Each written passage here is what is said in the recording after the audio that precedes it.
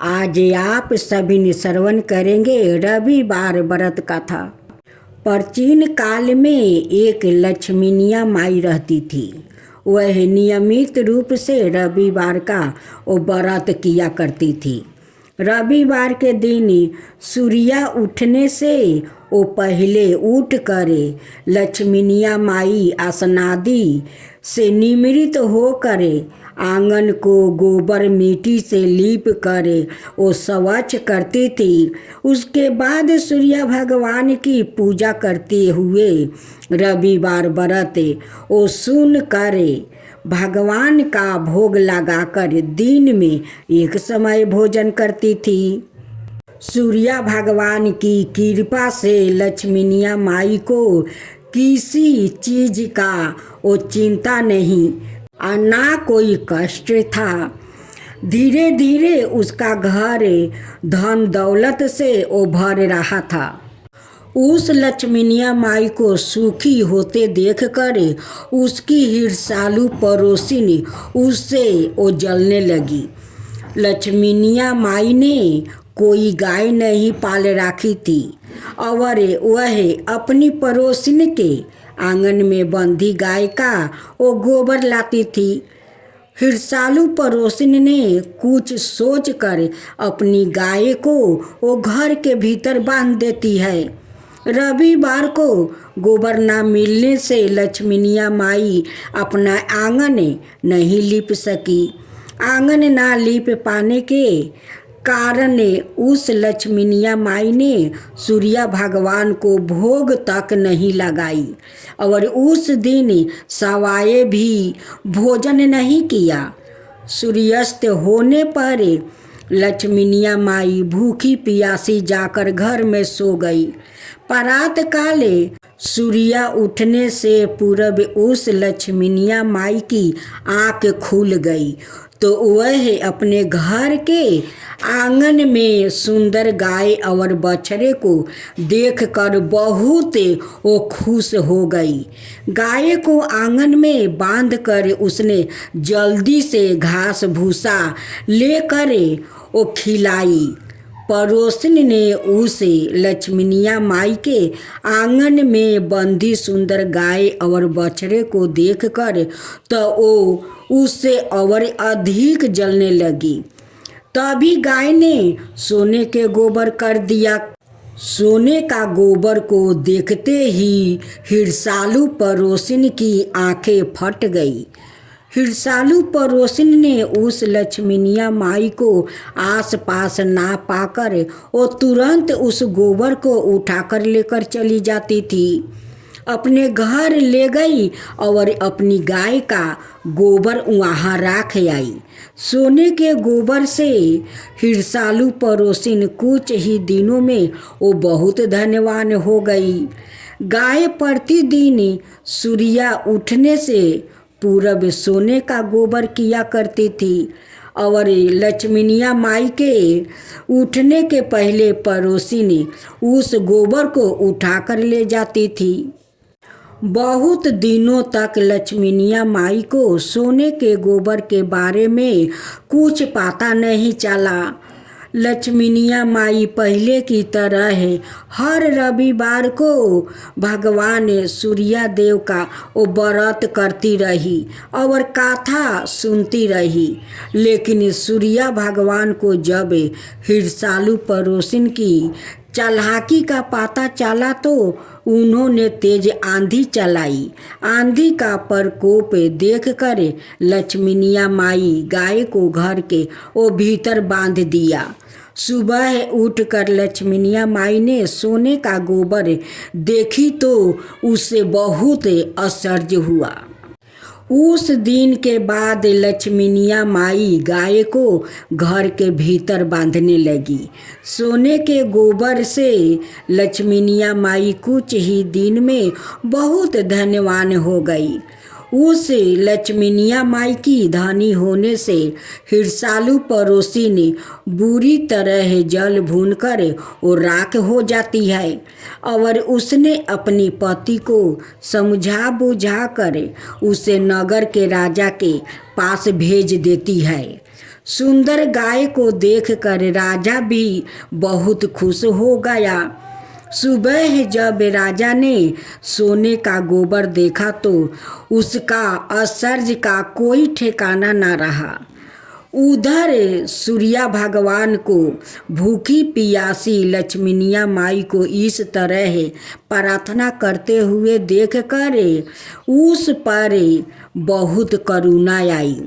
उसी रात सूर्या भगवान ने राजा को सपने में कहा कि राजन, लक्ष्मीनिया माई की गाय वो बछड़ा तुरंत लौटा दो, नहीं तो तुम पर विपत्तियों के पहाड़ टूट पड़ेगा, तुम्हारा महल नष्ट हो जाएगा, तुम्हारा मैं सर्वनाश कर दूंगा। सूर्य भगवान के सपने से बुरी तरह भयभीत राजा ने परात उठते ही गाय और बछड़ा लक्ष्मीनिया माई को लौटा दिया। राजा ने बहुत सा धन देकर लक्ष्मीनिया माई से अपनी गलती के लिए क्षमा मांगी। राजा ने हिरसालू पड़ोसिन और उसके पति को उनकी इस दुष्टता के लिए दंड दिया। फिर राजा ने पूरे राज्य में घोषणा करवाई कि सभी स्त्री पुरुष रविवार का व्रत किया करो। रविवार का व्रत करने से सभी लोग के घर धन धनाई से भर जाएगा। राज्य में चारों ओर खुशहाली छा गई। स्त्री पुरुष खुशी जीवन वो बिताने लगा और सभी लोग का शारीरिक कष्ट भी दूर हो गया। तब बोलो सूर्य भगवान की जय, सूर्य नारायण की जय। साथियों, आइए सुनते हैं सूर्य देव की कहानी। सूर्य देव की जिनके जन्म लेते ही डर कर भाग गया था राक्षस से, शिव जी ने त्रिशूल से कर दिया था 3 टुकड़े। तो आइए सुनते हैं सूर्य देव की कहानी। अभी कुछ देर पहले तक तो काफ़ी रोशनी थी, सब कुछ साफ साफ नजर आ रहा था। अब यह अचानक क्या हो गया? धीरे धीरे ये उजाला कम होता गया और फिर जब तो अंधेरा इतना है कि हाथ को भी हाथ नहीं वो सूझता है। ऐसा क्यों हुआ? यह भी कोई एक दिन की तो बात नहीं, कल भी ऐसा ही हुआ था, परसों भी और उससे पहले भी। क्या अब आने वाले कल भी ऐसा ही होने वाला है? पहले रोशनी और फिर धीरे धीरे अंधकार। संभव है कि वो कुछ वही सवाल रह गए होंगे जो वैदिक लोगों ने हर रोज रात और दिन होते देखने के बाद महसूस किया होंगे और फिर एक दूसरे के भी जिज्ञासाओं और अनुभव को सुनकर कोई निष्कर्ष निकाला होगा। इस निष्कर्ष में इस बात का जवाब सामने आया होगा कि दिन के उजाले की बजाय आसमान में सोने की तरह चमकता आग जैसा दहकता एक सुनहरा पिंड है। यह गोलाकार पिंड आसमान में देखना शुरू होता है, लिहाजा रोशनी फैलती जाती है और फिर जैसे ही यह पिंड आसमान में ही छिपना शुरू होता है, इसके पीछे पीछे अंधकार फैलता चला आता है। यह तो हुई सूर्य की उपासना की बात, लेकिन सूर्य का जन्म कैसे हुआ? इस सवाल का जवाब विष्णु पुराण के लिखे हुए एक घटनाक्रम से वो मिलता है।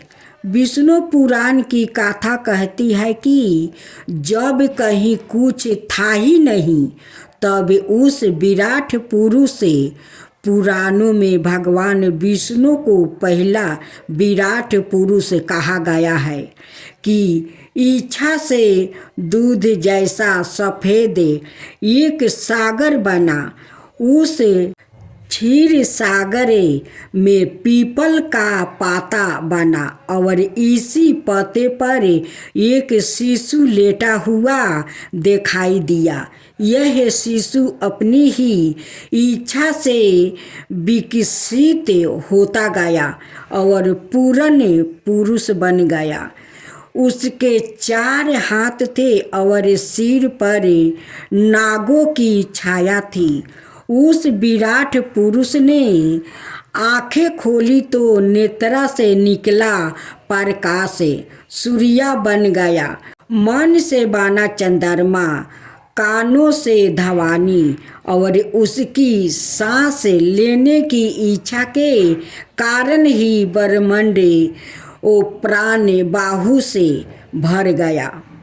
भगवान विष्णु की आँखों से उत्पन्न होने के कारण ही सूर्यदेव उनके ही नाम नारायण से जाने जाते हैं। इसलिए संसार में उन्हें सूर्य नारायण कहा जाता है। यह भी कहते हैं कि सूर्य को नमस्कार करना, उसकी पूजा करना असल में भगवान विष्णु के ही पूजा उपासना है। यही वजह है कि देवताओं में सूर्य को सबसे श्रेष्ठ और नारायण की तरह ही सम्मानित बताया जाता है। हालांकि देवताओं के राजा इंद्र है। पुरानी कहानियों कहती है कि इस पद अलग अलग समय पर अलग अलग इंद्र रहे हैं। सूर्य को उन देवताओं में शामिल बताया जाता है जो कि इंद्र की सभा में बैठते हैं। इसके मौजूद कई कहानियाँ ऐसी है कि जिनमें सूर्य की जगह देवताओं में सबसे अलग और ऊंची रही है। सूर्य के जन्म की एक और कथा। इन सभी कहानियों में एक कहानी तो सूर्य के जन्म की ही है, जिसमें सूर्य को सभी देवताओं के रक्षक के रूप में बताया गया है। कहानी के मुताबिक एक बार देवों की लड़ाई दैत्यों के साथ हो गई। दैत्य जीत गया और देवताओं को भागना पड़ा। तब सभी देवता अपनी माँ अदिति के पास गया।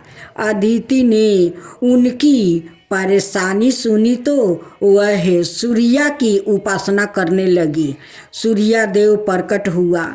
तब अदिति ने उसे पुत्र रूप में जन्म लेने का वरदान मांगा। सूर्य ने उन्हें अपनी माँ बनाने का वरदान दे दिया।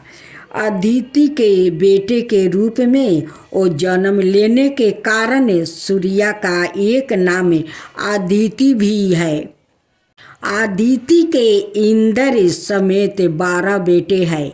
इन सभी की आदित्या कहा जाता है, लेकिन कई जगहों पर सूर्य को इन आदित्यों में सबसे बड़ा भाई गिना जाता है।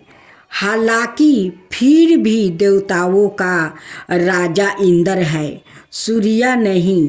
लेकिन सूर्य को उनके त्याग तप लगातार वो चलते हैं और तपते रहने की उनकी विशेषता के कारण उन्हें ईश्वर के बराबर का वो दर्जा मिला है। सूर्य के जन्म की इस कथा का वर्णन ब्रह्मांड पुराण में मिलता है, जिसमें ब्रह्मांड के बनने की गीता में क्या कहते हैं श्री कृष्णा। गीता में भी जब श्री कृष्णा अर्जुन को कर्म योग का ज्ञान देते हैं तो वह बताते हैं कि मैं पहले भी यह ज्ञान कई लोगों को सिखा चुका हूँ और जिन्होंने इन्हें समझ लिया है वह मेरा हो गया है। फिर मेरा स्वरूप पा गया है। इसके बाद वह बताते हैं, सबसे पहले तो मैंने यह ज्ञान विवस्वान सूर्य को दिया। सूर्य ने कर्म योग मनु को सिखाया और मनु ने अपने पुत्र इक्ष्वाकु को इसका ज्ञान दिया। अब मैं यही ज्ञान तुम्हें देता हूँ, लोगों को सिखा चुका हूँ और जिन्होंने इसे समझ लिया है वह मेरा हो गया है। यह फिर मेरा स्वरूप पा गया है।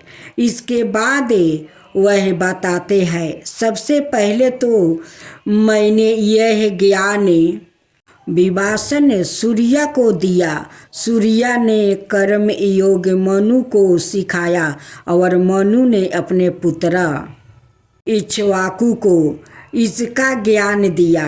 अब मैं यही ज्ञान तुम्हें देता हूँ।